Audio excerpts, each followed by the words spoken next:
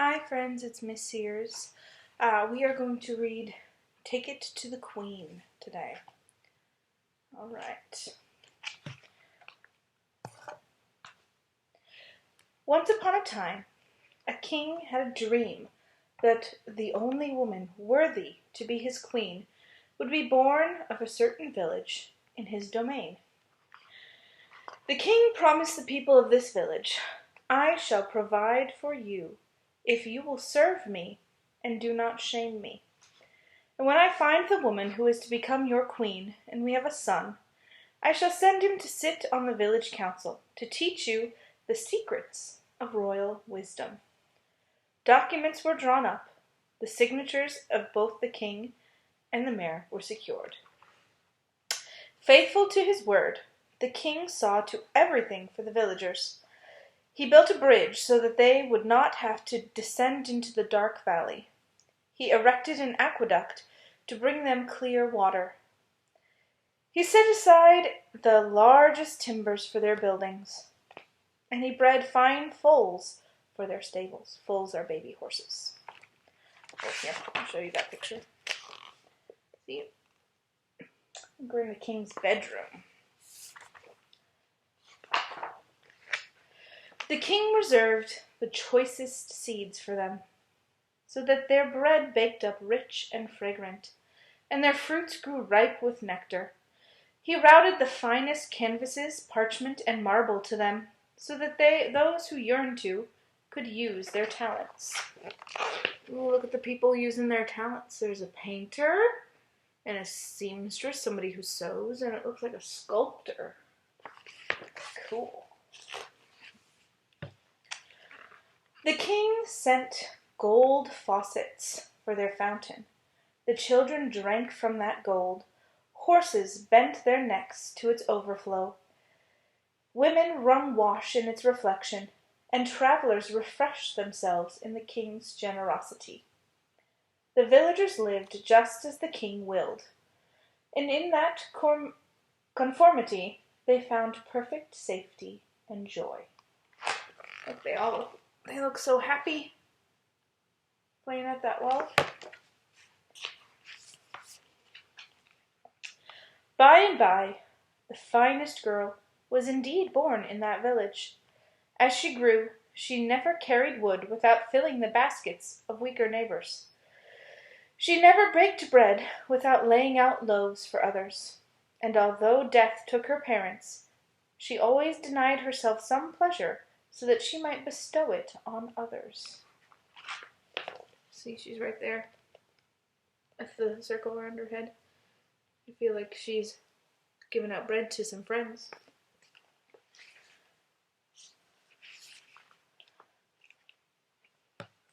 One day, as this maiden dozed under an arbor where doves cooed, she herself experienced a remarkable dream.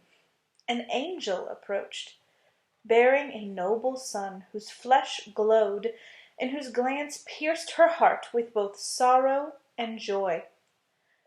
When the girl awoke, she found the king before her, asking for her hand.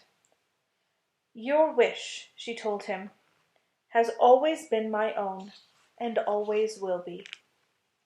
They were wed, and the entire kingdom rejoiced, especially the favored villagers, for now they looked forward to the day when the prince would sit among them.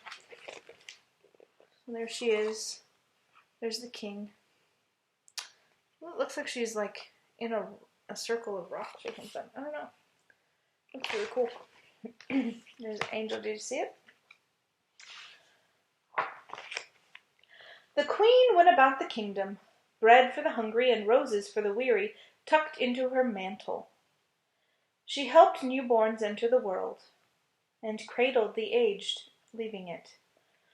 On her tongue all found counsel, and whenever anyone had a need, the cry resounded, "Take it to the queen." For the king, cherishing his spouse's virtues, and recognizing his own will and likeness in her, could refuse her no request. Despite their monarch's faithfulness, the people of the favored village grew tired of waiting for a prince, because they labored means to work, They took they took to believing that they owed nothing to the crown.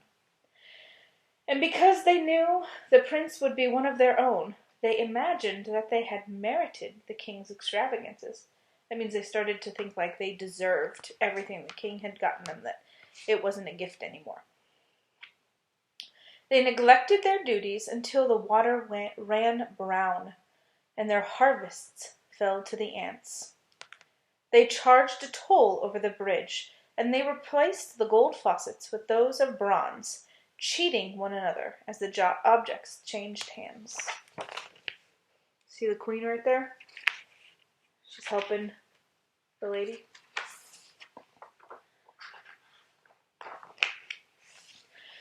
The king, being justice itself, sent a messenger to the villagers. They had broken their pact, and he could no longer favor them as he would have liked. But because he was also mercy itself, he would remember his promise to one day send his son.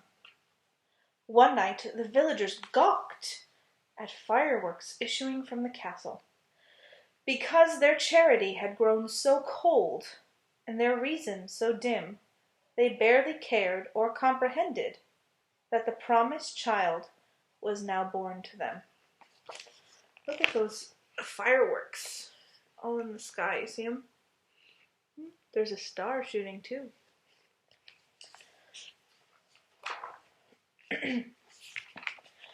As the prince grew, his parents pondered his grace, and they were well pleased. The royal court delighted in announcing, "Behold, the Prince of Peace." In the fullness of time, the king sent the boy and his mother to the queen's village to bring the people to their senses. Some few villagers felt their hearts swell and quicken with new hope at the approach of these monarchs, so good and so kind. See, they're leaving. There's the king. He's waiting at home.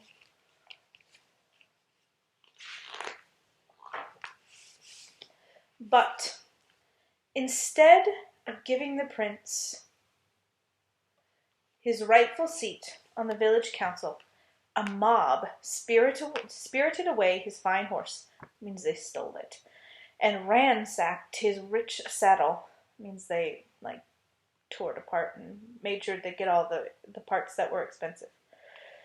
They beat him with the branches of the very trees his father had planted, and as a final insult, they threw the battered sovereign over a donkey that the mayor himself sent off with a kick. See the prince right here on the donkey? There's the mayor, I guess. See? They did not treat him very kindly, did they? The secret admirers of the sorrowful mother helped her gather her bruised son to return him to his father. The king tenderly received the prince and lamented, "Willful creatures, how they abuse their freedom and bring disaster upon themselves." In their goodness, the king, the prince, and the queen were all of one mind and spirit, longing for a gesture of repentance so that the villagers might be restored to safety, and so that the peace of the entire kingdom might be complete. Remember we talked about repentance? Repentance is to be sorry for something that we've done. So they were hoping that the villagers would be sorry for what they did. So let's look on here. Look. There's the queen and the prince inside the carriage. I hope he's going to be okay. The terrible day dawned when the villagers found themselves not only with nothing to eat and no water fit to drink, but also with hearts rolling in suspicion and hatred. The bridge had crumbled, and they had sold their horses for bread, now long gone. No one knew whose louse-ridden mattress or in which dark hole the gold faucets had been hidden. Their talk turned to nothing other than the days when they used to have everything, and some of it went so far as to blame their misfortune on the king. Is that fair? Should they blame the king because they made mistakes? I don't think so. See? They all look really sad. Look, their fountain's broken.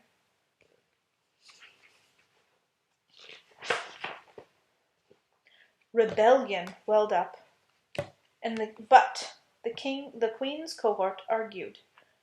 That's the queen's friend. The king still offers us everything. But how can he give it? If we withhold allegiance from him and affection from his queen. The villagers urged the mayor, "Go to the castle. Take our plight to the queen, who is, after all, one of us.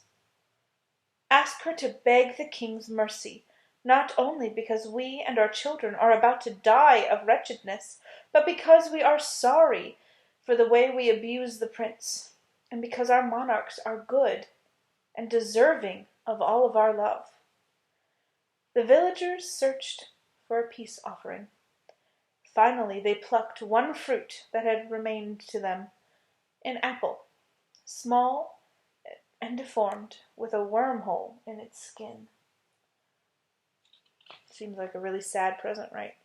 But it's all they had left, so that's all they had left to give him. See? Looks like she's got the apple in her hand.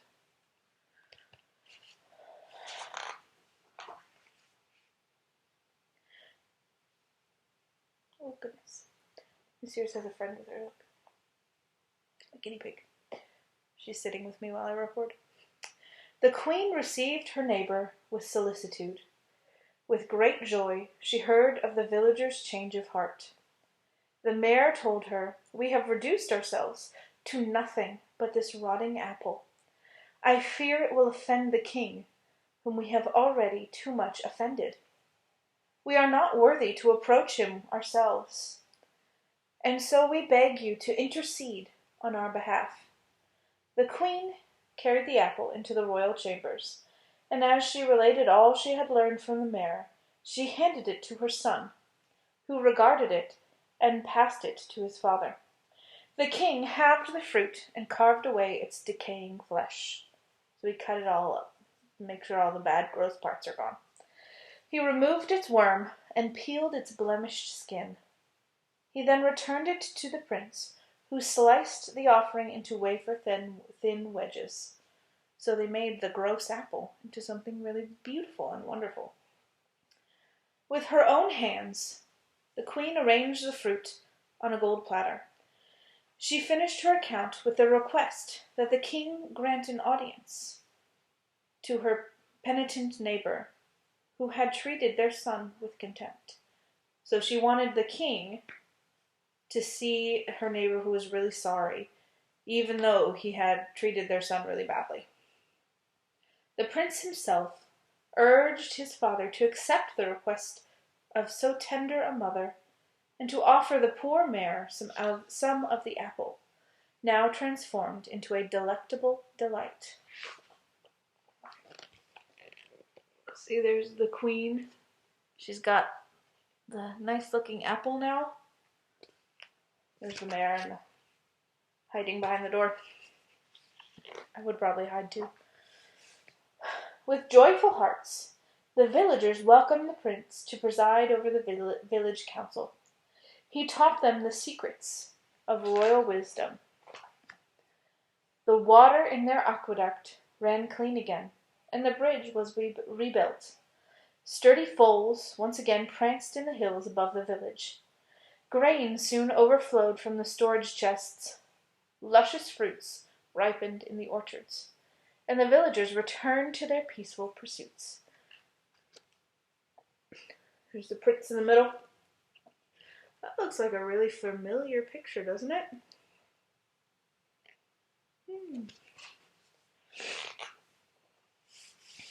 Wherever the prince went, the queen mother accompanied him to help distribute the many favors he wished to bestow.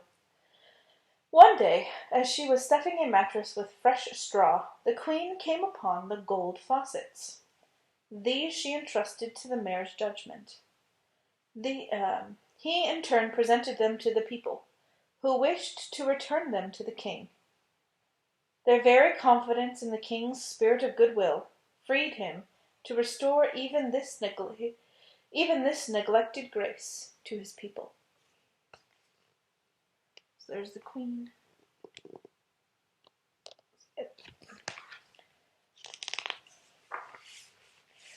Once again, the children bathed in the gold of their king's favor. Horses bent to its nourishment, and women wrung their wash in its purity. And the villagers never tired of telling travelers who refreshed themselves without price the good news that what they were enjoying was not simply water, but the unfathomable mercy that had been shown to their village, a village that had taken everything to the queen. There's a picture of the fountain on the last page. All right, I like that book. It's a really good book. Why do you think I'm reading that book to you during Lent? So that's a fable, so it's not a true story. It's a fable. Why do you think there were a lot of elements in that book that had a lot to do with Lent? A lot of people made mistakes in that book, right? The villagers made mistakes. But did the king forgive them? He did. Who did they go to for help? They went to the queen. Now, there's lots and lots and lots of things in this book that we find out about the life of Jesus and the life of Mary and God. There were lots of different things in this book. But what I want us to take away from this book for Lent is the fact that we can take all of our problems, even, when we make mistakes, we can take them all to our queen, which is Mary, right? And she will help us. She took that gross apple, right? It had all rotten stuff and it had a worm inside of it. And she brought it to the king. And the king and Jesus, the Son, they transformed it into something wonderful. So she can take our gross soul, right? When we make mistakes, we hurt our soul. And she can bring it to God. And God can help us and make it better. That's why we bring things to Mary. Mary can't really, Mary can't perform miracles. Mary is not God. We're not worshiping her. All we're doing is asking her for help. Just like the villagers asked the queen for help, right? We are asking her to talk to God. Just like the villagers asked the queen to talk to the king. And she will help us because she loves us very much. And she's our mother. So that's what I want you to take out of the book today. There's so many other things we could figure out in this book. You guys can think about that too, okay?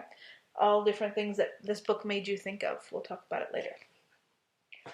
Well, that's all I have for today, friends. I'll let you guys see my guinea pig, Ginny, again. She's sitting with me while I make all these videos today. This is Ginny. She's scared. All right, friends. You have a really good day, all right?